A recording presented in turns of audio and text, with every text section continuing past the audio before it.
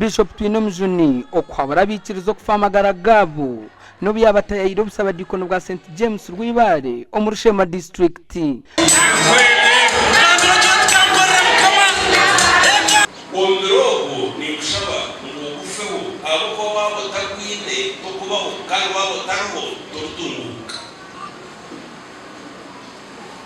famagara gabo. Mama Joy Twinomjuni yashaba bikiriza na munonga abana okureba ngo bayinyikiro mukore mirumo ngo bayache kutekateka ngo butakora harimo bwiga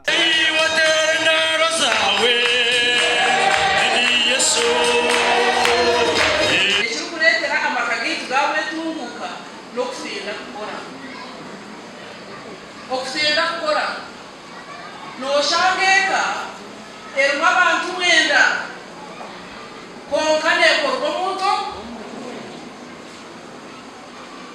omushinja mwarakora weka ningo mukasi mwarakora weka abana bahumwiro birobu rero barimo gukora baba muduka. Is a principle that I have tested. Sorry, icyo ni mambo n'icyamazima bako ukakigezaho Ruhanga. Listen to me. Naherezo kugisha ibyo rukora naki.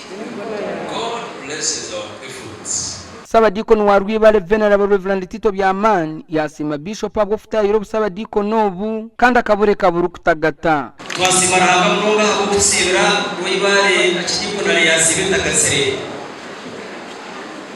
bwe tubebaza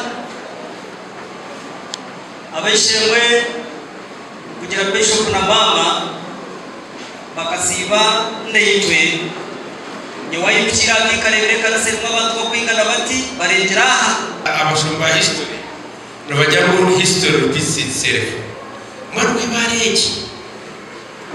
Rwibare Bishop wa Western akagera aho mwanya ko kwisha kagerara abantu bakaganira namwe itwe kabacyara ba Mothers Union tuyino kushemerwa munonga na kutera munonga ahabawe Mama Joy ahakwenteri yawe yose n'otubura. Bishop Twinomjuni amukoro guyateka habaronde 25 emikono okwamibwo mwigana rya Kristo gandi makuru Right Reverend Nason Baruku oryo murebezo uburebezo bwa South Rwenzori ayenangiziriza abatura okurinde byo bahangwa nkagumwa muringo guraba base kucendezo kutenguka kwitaka no kuboga kw'emigera mu district ya Kasese ebi bigambirwa bwo bureberezo bubire nibihereza ebihumi byenjoki ebigenderire kuyabaturo mu bworo hamwe no kubayamba umukurinde byo bahangwa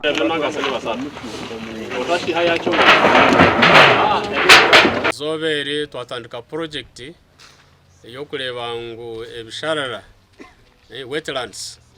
wetlands twataho alternative project ababere bari kuhinga in wetlands ababere bari kuhinga hehe nemgera nabere bari kuhinga in hanshozi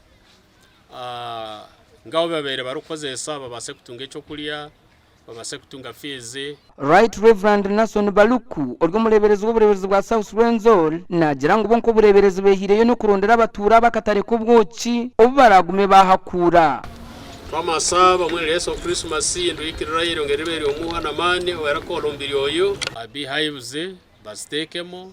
It is a long term project bihe muboki oboki babuguze angadasi twine plan oboki bwaba bwinji twine plan yo kureba ngo twabugura abahinji